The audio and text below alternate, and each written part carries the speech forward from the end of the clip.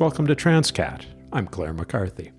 I'm recording this on Tuesday, December 13th, and today the Respect for Marriage Act is set to be signed into law by President Biden. It will affirm, in the president's words, a fundamental truth.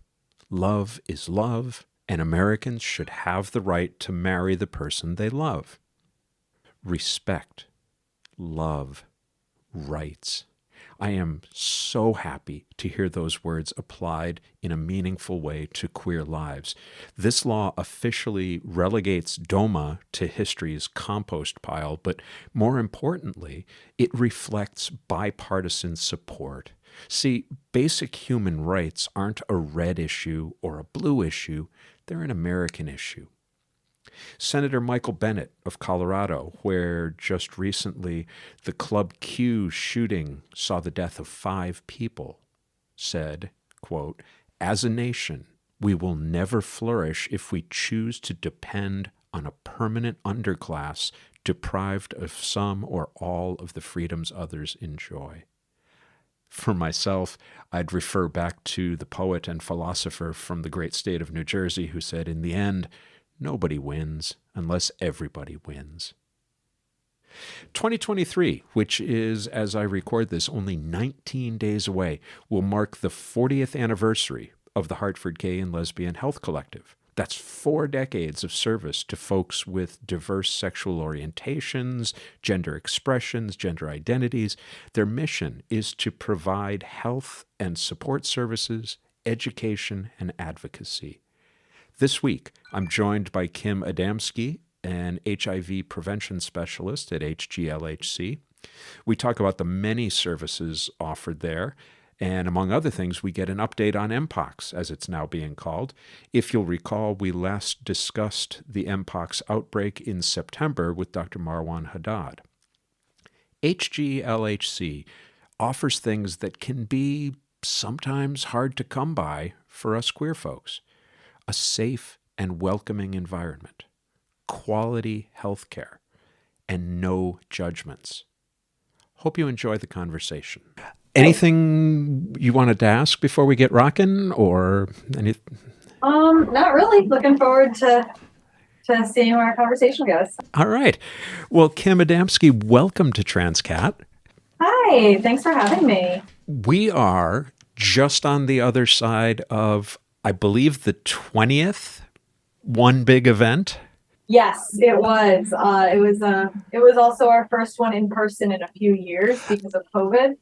So we had like a remote auction. The first year, 2020, we did like a live virtual event. But you know, people by then were kind of like burnt out on that. So it went okay. And then we had the auction still online last year, so it was mostly just that. I think there was something to go along with it day of, I can't recall, but this year we did keep the auction online as well as in person so that folks could bid remotely if they weren't able to or weren't comfortable attending the in-person event. So that was kind of nice. Must have felt wonderful to be back and live and with real people. Oh my gosh, yeah. So for those who aren't familiar, what is One Big Event?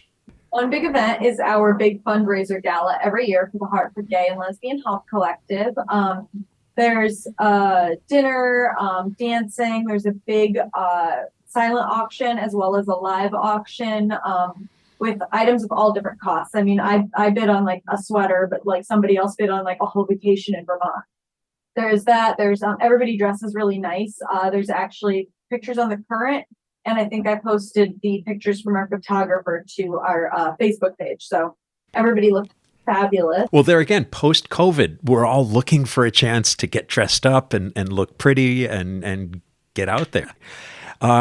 So what is it that One Big Event is raising money for? What is it you're going to do with this?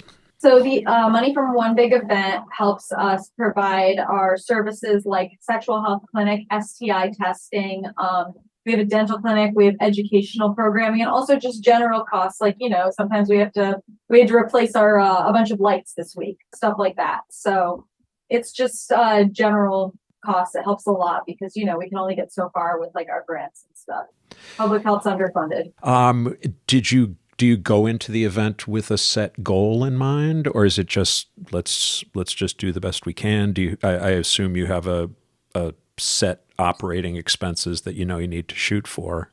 Right, yeah. So I'm not really sure about the finances. That would be Dan Millett who would know more about that. But I do know that, we try to get as much donations and money as we can. I know that there is a goal. I'm not really 100% sure what it is, but we definitely covered the expenses this year at the very least. But I think we made a fair amount of money. Fantastic. And these are services. I think I pulled this off the website, but for about 7,000 people in the Hartford area. Yeah, we serve a lot of people, and we serve people of all genders and sexual orientations. Like sometimes, like we mostly get LGBTQ folks. We also do get the occasional straight cis person in here as well. So our goal is to create a safe and affirming environment for folks who may not feel comfortable at other providers, depending on their past experiences. Yeah. So what specifically, what kind of services you mentioned? STD testing, and you yourself are an HIV specialist? Yeah, my position is the HIV prevention specialist. I do a lot of things. We're a very small organization. We have like 10 employees, maybe 12. So I work the Monday STI clinic. So I do, I collect samples, I get oral samples, blood draw, rectal samples, urine samples, package them up, send them in. I also do a lot of education. Sex education is actually my passion. And then we also offer other sexual health services like PAPS, which I'm not qualified to do. We have a doctor who does that. We can do wart removal for like genital warts, that kind of thing. We can offer referrals for PrEP, and we do refer to other providers as well, depending on what the person's needs are. For example, like for clinical gender services, we would refer to Katie Tierney at Middlesex Health. Katie is my endocrinologist, and we cannot say enough good things about Katie. Yeah, so she's our big referral for that. Although we've got Anchor Health and stuff like that too. And then on the educational side, I actually run Empowerment, which is an educational and social group for queer folks. It's specifically focused. The grant is specifically focused on gay and bi men. So that's kind of the main marketing group. But we next week, sorry, we're having like a queer holiday movie night. We're watching Happiest Season. But the next month we're gonna have a harm reduction chemsex educational session. So it kind of varies between the two social and educational things. And then last, we have our dental clinic. Dr. Kevin Hall is our dentist. He is full-time. I go to him. He's great. Oh, and then we have Health Collective East, which offers services to folks who are HIV positive. That's so many different programs. One of the things I wanted to ask you about, and I don't know if I'm asking the right person, but back in early September, I did an episode with a conversation with Dr. Marwan Haddad about what is now being called Mpox. What are you offering? Let's start with what you're offering at the collective as far as that goes. So the big thing we're offering is the Mpox vaccine, which is called Jynneos. Mm-hmm. And that is a 2-dose series of an intradermal injection, which means it's injected between the 2 layers of skin. And it's pretty effective in preventing monkeypox, Mpox. Right. It's new for me too. Well, that's just last week, right? That the World Health Organization decided to try to destigmatize it, reduce like the race and homophobic language online. Let's talk about that just a little bit, because I did with Dr. Haddad, but it's worth saying again because it's in the news again. So what's wrong with the term monkeypox, and why do we want something? At the time, back in September, I think they were leaning towards just MPV. And this was actually with the new... They proposed a couple of things. Yeah, but now it's officially Mpox. So... Yeah, I think it was named similarly to like cowpox and chickenpox because of like what animals it was originally associated with. But unfortunately, monkeys, not rightfully so, I think it's unfair to monkeys, lovely animals, are associated with like, being gross, dirty, whatever. And so therefore it creates a stigma about the illness. And also, of course, there's a lot of racist words going around because the monkeypox, Mpox, was originally found in Western Africa. So it's kind of rough. I hope that calling it Mpox will help with that. I mean, I'm sure there will still be the people going around being like, the gays do this, the gays do that, whatever. But you do what you can. Right. Well, the important thing is the services that you guys provide. So what has changed since September? So Mpox cases have actually gone down quite a bit. We are still testing people, and there haven't been any cases in Connecticut since October. That may change. Obviously, anything can change at any time, but cases are way, way down, which is great. And that's presumably because of prevention through, telling people how to avoid getting it, and also being able to test and having the vaccine available. So that is a big change. The other thing is that Mpox has been found in folks who are more and more in folks who are not gay men. Straight women, a couple of kids have had it. And on the one hand, this shows that it's not a gay disease, so to speak. But on the other hand, unfortunately, with the rhetoric we're having right now, we're having a lot of people be like, look, gay people are predators, which is obviously not true. It's not exclusively spread through sex, but there's so much misinformation that we are getting people saying that. Since July and August, when the outbreak first showed up in the States, educators and healthcare professionals have gone to such lengths to make sure that the proper information is out there. And there was a real press to get info out there. I mean, I remember when I talked to Dr. Haddad at the time, the federal government was just rolling out the first batch of vaccines. And, it was fair to criticize them. But since then, it's been a smooth, it's been a smooth rollout and continuation. Are you still seeing demand for vaccinations? Oh, absolutely. We were doing, like, at the very beginning, maybe like August, September, we were doing like extra clinics, extended clinic hours and stuff. Now we're just about back to normal clinic hours, but we are squeezing in quite a few vaccines. We actually hired a nurse for I think until February to help us distribute the Mpox vaccines. So there is definitely still demand. It's just not completely overwhelming demand. Right, as it was at the beginning. Oh my gosh. Just a couple of weeks ago, I got my fourth COVID shot. How does that translate into dealing with Mpox? Do you need to get boosters? Right. So out of an abundance of caution, they're recommending 4 weeks between any COVID vaccine and any Mpox vaccine. Other than that, there's not really any interactions. They don't affect each other. Although we have heard a few folks say that they think if you get COVID, you can't get monkeypox, or if you have the COVID vaccine, you can't get Mpox, which is like a straight myth. So we try to address these. I was going to say, I hadn't heard that one. Yes, not true. COVID and Mpox have nothing to do with each other. But how long is the Mpox vaccine good for? So if I were to have gotten a shot back in August, how long am I good for? It should still be good.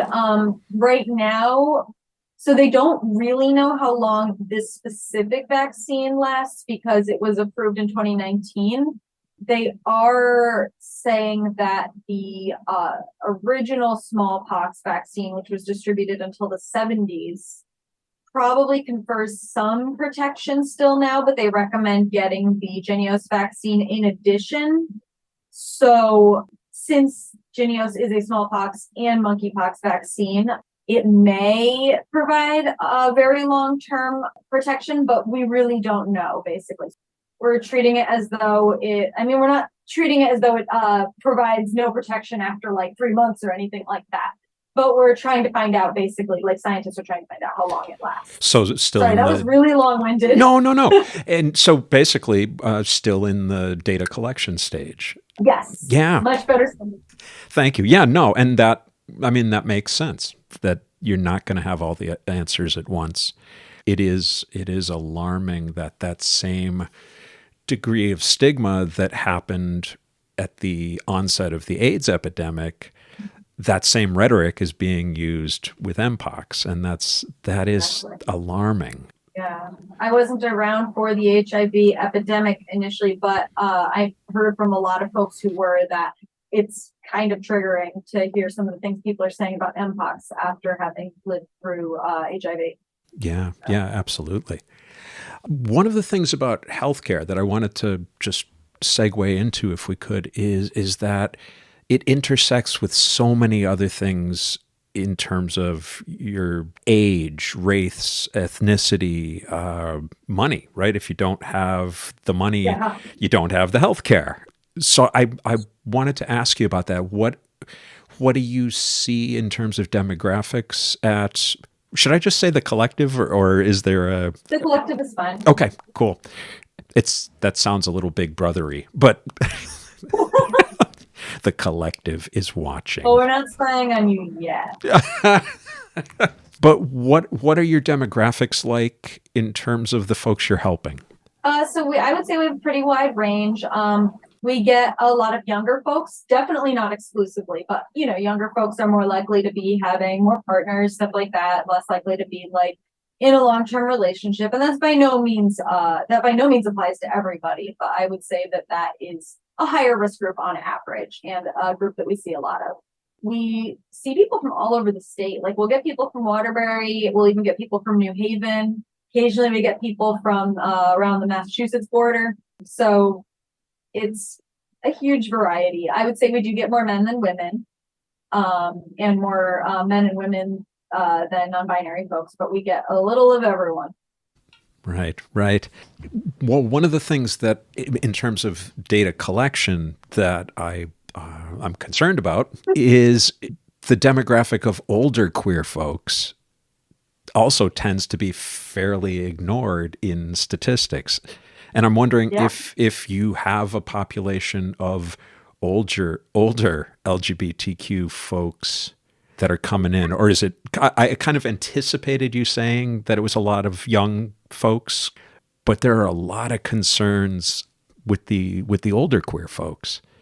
Yeah, I mean, older populations of all genders, orientations, etc., are definitely ignored for sexual health. I know one of my coworkers tried to bring condoms to one of the senior centers. I'm not going to name which one, but they were like, "No, our folks don't need those." Like, oh, really? I don't know. My fiance worked in a old folks home for a while when he was a teenager, and he said that the old folks there were definitely doing it.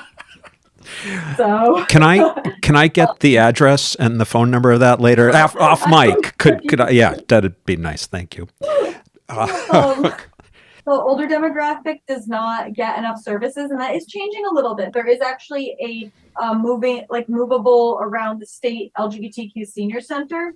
They also have a regular Zoom meeting as well, and I've attended it to see what it's like. People seem to like it, but unfortunately, services geared specifically towards LGBTQ elders are not super existent, and there's not a lot of grants for it either, really. Because again, overlooked population. We do serve a good number of older folks. We have, some regulars, the folks we know. We get people in their 60s, 70s, occasionally even 80s. So we see them. They need services. Yeah, and things overlap. One of the things Dr. Haddad and I talked about was the intersection of Mpox and folks with HIV/AIDS. And same thing, as you get older, there are more conditions that are sort of just part of your life as you get older. And so you start worrying about, well, does this vaccine interact with my other meds? So, of course, getting any treatment at all is a personal choice. As far as I'm aware, I have not encountered any medications or anything that interact with the monkeypox vaccine, but obviously that is a conversation you'd want to have with your provider. The CDC strongly recommends that anybody at risk of Mpox, who has like an autoimmune condition or is immunocompromised, get the vaccine, because in the very rare events of death from Mpox, it has been in people with severely compromised immune systems. Tell me about you. How did you get into this field? What brought you to the collective specifically, but this line of work? So it starts with me in high school, teenage Kim. I didn't get sex ed in school. I went to a public high school, but there was no sex ed. I'm calling you out, Oxford High School. Wow. Okay. So apparently the next class after me got sex ed, but basically they just had everybody do projects on different kind of birth control. But anyway, my parents did luckily give me fairly comprehensive sex education, which I am grateful for. They definitely did the best they could. But yeah, I was like people I know want to know about sex. They want to know about safer sex. Some of them, I mean, everybody like knows about condoms, but everybody doesn't know where to get them, etc. So I was like, I became a crusader for sex ed. And so then when I went to college, I went to UConn and I joined the UConn Sexperts, which is a peer education group for sexual health. I started working in the health education office there with Jolene Nevers. I don't know if you've met her, but she runs the wellness, or she works for the wellness program there. When I got out of college, I started working in insurance. It was horrible, worst thing ever. Every day I wanted to die. The insurance? Wait a minute. You're in Hartford. You can't speak ill of the insurance. Oh, sorry. Insurance is great. Awesome. Yay. I'm glad we could clear that up. Thank you. Please don't arrest me, insurance police. No, so then I quit that and I moved up to Albany, New York, where I started helping folks with HIV sign up for health insurance. And then eventually I transitioned to a job teaching New York State inmates to be peer educators on HIV and hepatitis C prevention. And I loved that job. Oh my God, it was awesome. My inmates ruled. They were so cool. They all wanted to learn. And then I moved back here to be with my now fiance. And eventually ended up working at Health Collective here. Oh. So I had volunteered here in the past and really liked it, and they liked me. So I called them and was like, "Hey, would you hire me?" And they did. So here I am. So the education component was a big draw from the beginning for you. The opportunity to talk to people and listen to their questions and yeah, because people are like afraid to ask. They really want to know. They are very curious, but you don't talk about it in polite company, which I think is dumb. I talk about sex in polite company and everybody's like, "Oh God, I'm the sex girl." My mom once told me to please not talk about condoms at the Thanksgiving dinner table in front of grandma. And I was like, well, I won't talk about condoms, but you didn't say I can't talk about PrEP. Let's go there as long as you bring that up. So PrEP is, I imagine, an important part of the education component and the health services component at what the collective does. Tell us what that is and what we need to know about it. So PrEP stands for pre-exposure prophylaxis, and it is a medication that a person can take to prevent HIV transmission. With sexual transmission, it is over 99% effective.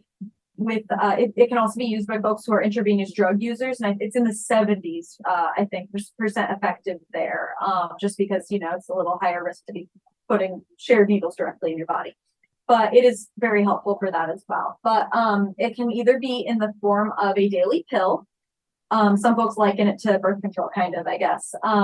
And now they also have a bi-monthly injection available.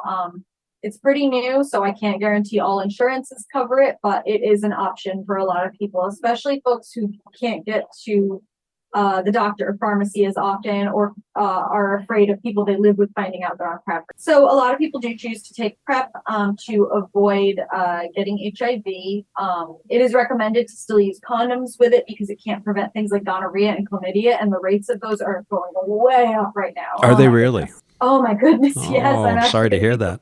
On their social media tomorrow to be like, hey, don't get chlamydia and gonorrhea. It's not a good time. Although I don't know that there ever is a good time for getting gonorrhea or chlamydia. Yeah, I'd rather not get it in general, probably. So PrEP is something you would be taking if you're not POS. Yes. So when you do take PrEP, you need to get regular HIV tests to make sure that you are remaining negative. because if you seroconvert, you become positive, then the use of PrEP can actually complicate your HIV treatment. So it's very important to regularly get an HIV test. And I mean, PrEP is also something that you can stop taking if you don't want to for some reason, like aren't having partners, don't care for the side effects, just changed your mind about it. It's not something that you to be on like and get off with a doctor's like guidance and stuff like that. You don't have to take it. Yeah. And then when things change again, you can yeah, you need to get the prescription renewed, but yeah. Part of the education component, I imagine, depends on your targeted audience. And it is very true, I think, in general, to say what you're saying, that people don't like to, that sex is still a quarter of the way through the 21st century. It is still something of a taboo subject. When you're talking to a queer audience, there's already a certain investment in, wanting to know everything you need to know. What's it like to talk to a cis straight audience about queer sexuality?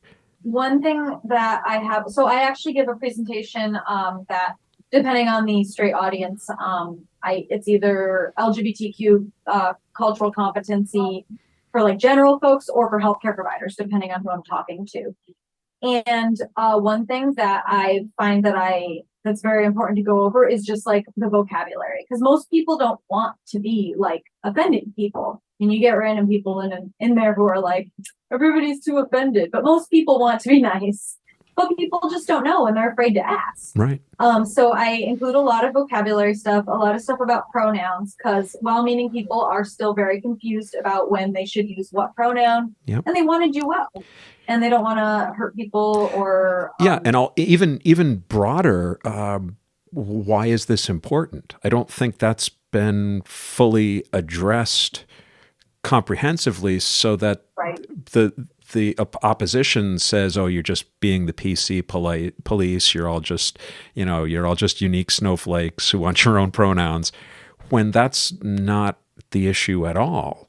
That there definitely needs to be more education on that. Why are pronouns important? What should you and should you not say? Yeah. So, I mean, one thing that I ask my audiences is like, how would you feel if you are a cisgender woman and somebody just randomly started calling you he all the time, no matter how much you corrected them? Like, that would be weird. You'd be like, why are you doing that? Like, I've told you I identify as a woman. I am a woman. This is weird. So, I mean, it's the same thing I tell them for trans folks, except maybe a little bit more, because those folks have gone through all of this effort to be like, this is like, I've thought about this very hard. This is my identity. This is how I feel. And you recognizing that is respectful to me. And people generally understand when I talk about it that way. I also have a really good video I like to show that is a bunch of different trans folks came together to make this video about why pronouns are important to them. And the main things that they say is basically they feel respected. They feel like you are acknowledging who they are and remembering what they're saying and talking about. And that it's really not that difficult. Why would you make somebody uncomfortable if you don't have to? How are we doing in terms of what you were talking about there, educating the healthcare professionals? Are we preparing a generation of healthcare professionals who are going to be open to this and trained in all things queer? So in my experience, healthcare providers I work with really want to know more. So to me, it seems that they are not being taught it, but they want to be, and they don't know where to start. So I don't think that the training we're giving is sufficient, but I do think that the capacity for being accepting and affirming is there if they are provided with the tools and information. So it's not a formal part of one's medical education. It's something you would pick up along the way. For the people that I know who have been to or are presently in med school, they're like, they go over for like a day. Just to toss an example out there, my former primary care physician, who is a lovely woman, I really liked her a lot. I went to her at one point and said, I'm a little concerned with something that's going on in my right breast. And I'm wondering, I think I'd like to have a mammogram because I've never had one before. And she immediately denied it and really didn't give me any more than that. And so I felt unseen. I felt like, if I were a cis woman, would you dismiss me that quickly? So I They'd probably drag you there immediately if you were a cis woman. you would think, stick your breast in the machine for you. yeah. And so I got back to her, and there was this long series of back and forth emails where I was just like, I just need an explanation. I need to know why. And eventually she came back and said, look, there generally is no need to get a mammogram until you're past 5 years into your transition. And you're about a month shy of that. So, and I, at that point, was like, well, you could have said that. Yeah. You could have said that up front. You could have said, you could have led with, hey, don't worry, got your back. We're going to have to wait a month, though, because insurance won't cover it until then. Or, yes, I'm concerned too, but here's what we're going to do about it. It was just a no. And I understand how busy she is. But when I heard that, that is immediately where my mind went, is you aren't good enough. You don't deserve this sort of healthcare. And like you say, if a cis woman walked in, the doctor would have driven me there herself. And she didn't mean any of this that way. She didn't intend it. It was just completely beyond the scope of her. Hey, this might be really offensive to a trans person. They don't necessarily know. And I mean, to be fair, let's be real. Anybody but cis white het men gets subpar healthcare compared to them. Yeah, amen. And yet some of us give up that privilege. I also gave up pockets. I didn't, and nobody told me, Kim, when I went, all of the prep that goes into medical and social transitions. At no point did somebody say, you will never have pockets again. It's a tragedy. Yeah. I sew my own clothes and I put pockets in everything. Even my wedding dress has pockets. Oh, see, so smart.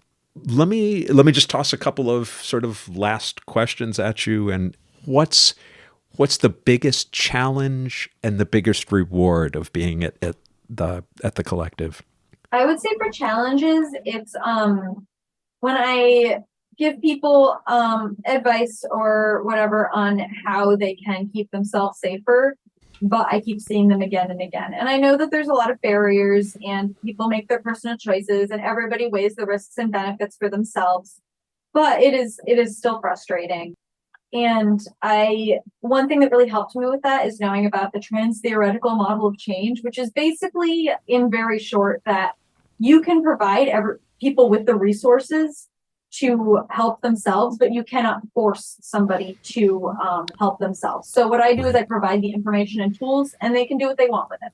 So I would say that's my bigger challenge. The biggest reward is when I get people who have questions for me that, they're afraid to ask because it's embarrassing or they think it's a stupid question, and I give them the answer, without judgment, accurately, etc. And they're really happy to have somebody to talk to about it. Sometimes I get phone calls from people. Actually, one of my favorite kinds of phone calls is when I get a parent who calls me and is like, my child just came out as blah, blah, blah. Please tell me ways that I can support them. And I'm like, you know what? It's okay if you're not educated on it, as long as you are seeking the information you need. Right.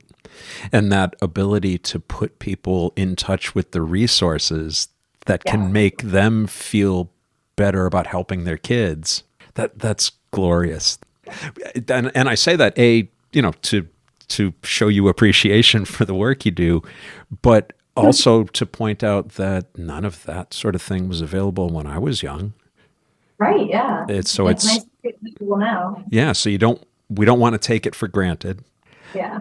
And another thing that you can do again is to, at the local and state level, support, political campaigns for, that will fund and, stand for LGBTQ services, because a lot of our money does come from the state, and some grants like HIV prevention are very popular, but like there aren't really very many grants for trans services because it's not something that comes up very much. So if you write to your representatives, talk to other people, get politically involved, and support LGBTQ causes and lawmakers and stuff, that helps LGBTQ organizations all across the state, in town, etc., get the funding that they need. So we want to be active. We want to be proactive about that, and make sure that the pieces of the puzzle that we need are in place. Yeah, absolutely. How can folks get in touch with the collective? How do you go about doing that? So hglhc.org is our website. It lists things like our services. It has information on like activities that are coming up, stuff about our staff, etc. You can email me at kim@hglhc.org. And you can also call us at 860-278-4163. If you don't get anybody, do leave a message. We do check them. We just have a small staff. So those are the best ways to get in touch with us. And on social media, on Instagram, we are HGLHC_1983. We're on TikTok and Twitter as just HGLHC.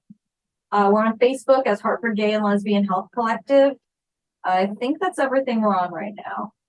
YouTube, HGLHC_1983. Oh, terrific. I may have to, I think I've reached a point where I want to at least try to be on TikTok. So it's fun. I just embarrass myself for the youths every day. There you go. I had a conversation a while back with a woman in the New Haven area who is a doula for both end of life and for menopause, so transitions. And we had this wonderful conversation, really just the start of a conversation about menopause and where that intersects with trans hormone therapy. And afterwards, one of the comments I got from somebody at the New Haven Pride Center was, this is a conversation we should be having more in the community. This isn't something I hear come up very often. Yeah. Because I didn't know, I certainly don't know enough about it. And so yeah, I don't know enough about it either. It was a joy to listen to her. And I might pop into a couple of her menopause cafes at some point. But from your perspective, are there topics that I should be considering for future episodes of this podcast that would be helpful to your staff and the center, but also to your clients? So one thing that I found my clients are very interested in learning about are porn literacy, which is basically the ability to critically consume porn, or to choose not to, and also kink. Kink in terms of safety, but also in terms of normalizing it. Whenever I do either of those topics in some way, we get very good attendance.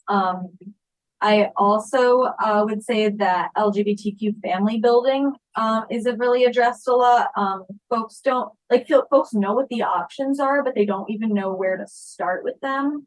So I did actually do a series on that where I talked to a variety of like a surrogacy agency, an IVF doctor, an adoption professional. So that's another one that people like. Thank you. I'll follow up on all of those. Yeah, I do actually have somebody who talks about porn literacy and is a PhD candidate that I can hook you up with. Oh, please do. Yeah. Anything else we should talk about that hasn't come up yet? Anything you wanted to make sure got out there? I think that's pretty well covered. Oh, I will plug empowerment. If you live in the Hartford area or want to drive up to the Hartford area, we have our group that I mentioned that does social and educational activities. It's usually the second and fourth Tuesday of the month, although if there's like holidays or something that coincide, I'll sometimes cancel it. So you can email me if you have questions about it, or I post about all of our upcoming events on social media. Check it out. Great. Kim, thank you so much for your time. Absolutely. Thank you so much for having me. And there you have it. If you have suggestions for topics you'd like to see covered on this podcast, or if you want to recommend a guest, reach out via the website. Always open to suggestions. Sadie will give you all the contact info in just a minute. We're going to take a couple of weeks off as a mid-season break. I'll be back in early January with all new conversations and explorations. Just a personal note, I struggle with this time of year. All the hustle and expectations and commercial mania, it's all a bit too much, and it triggers my anxiety and depression. If you feel the same, know that you're not alone. And in the words of the late Sergeant Phil Esterhaus, let's be careful out there. Thanks for listening. This has been Transqat. I'm Claire McCarthy. Let's talk soon. This is Sadie McCarthy. I'm Claire's niece. Transqat is a production of Transqat Enterprises, LLC. Copyright 2022, all rights reserved. Join us on the web at transqat.com.